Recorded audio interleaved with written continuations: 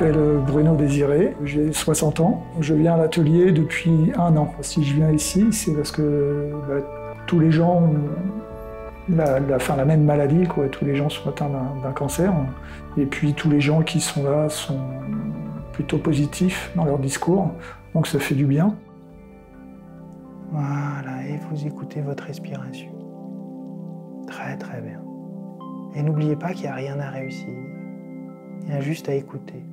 Je suis Pauline, je viens à l'atelier depuis presque 1 an maintenant. On vient parce qu'on sait qu'ils vont s'occuper de nous et que je pense que c'est l'essentiel. On a besoin d'être chouchoutés et ça fait du bien. J'ai fait beaucoup d'activités, oui. Ah, d'accord. Je suis le docteur Clémentine Villeminet et je suis cofondatrice de l'atelier Cognac Jet. À l'atelier, on accueille des hommes et des femmes, quel que soit le type de cancer, moyennant une participation libre, mais l'aspect financier ne doit pas être un frein. Dans l'accompagnement des personnes qui ont un cancer, j'aime bien citer une phrase qui est « on ne peut pas empêcher les vagues, mais on peut apprendre à surfer ». Et à l'atelier, on essaye justement de proposer un accompagnement personnalisé qui démarre dès l'entretien d'accueil, qui est systématique pour toutes les personnes qui poussent la porte et qui permet de définir un plan d'accompagnement individualisé vers des ateliers qui correspondent aux besoins de chacun. J'étais quelqu'un de sportif. Et j'avais besoin de me dépenser et je fais du renforcement musculaire, donc ce qui est pas mal pour moi, quoi. Puis tous les bénévoles sont bienveillants. Je vois au niveau du pilates, au niveau du yoga, il y a des mouvements avec le fait que j'ai une prothèse que je peux pas forcément faire. Donc ils prennent son petit soin avec moi, quoi. Donc. À mon signal, pendant 5 secondes. Je m'appelle Martin, je travaille pour l'association Viacti.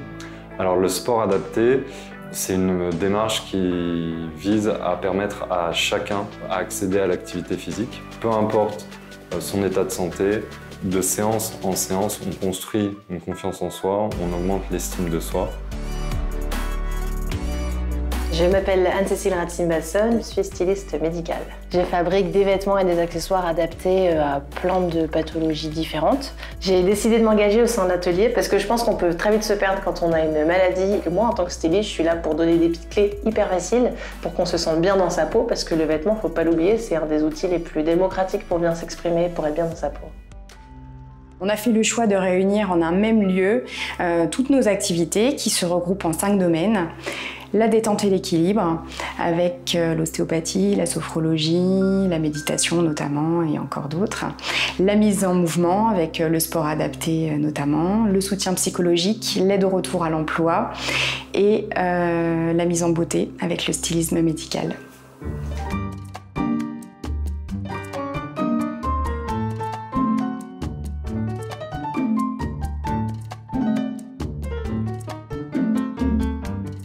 Pour moi, c'est hyper important d'avoir une multiplicité d'ateliers au sein de ce même lieu. Ça décloisonne toutes les relations. On n'a pas l'impression qu'on est entre praticiens et bénéficiaires. Tout le monde se mélange et c'est hyper important. Et ça donne lieu à des moments de rire, de pleurs, enfin de spontanéité qu'on n'aurait jamais à l'extérieur. Et ça, c'est important. Le petit plus de l'atelier, c'est de proposer aux bénévoles qui sont directement au contact des bénéficiaires de pouvoir se réunir également 1 fois par mois entre pairs pour échanger sur les bonnes pratiques, créer une cohésion d'équipe et pouvoir mieux accompagner les bénéficiaires. L'atelier, ce sont des personnes un peu de l'extérieur. Ça m'aide parce que ça fait aussi préserver mes amis, mon entourage. On arrive avec un poids et on en sort comme une plume.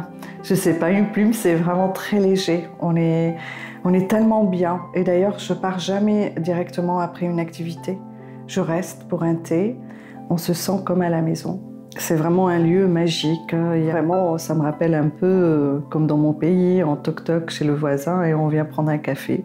Je croyais que l'humain n'existait plus et je retrouve l'humain dans cet atelier.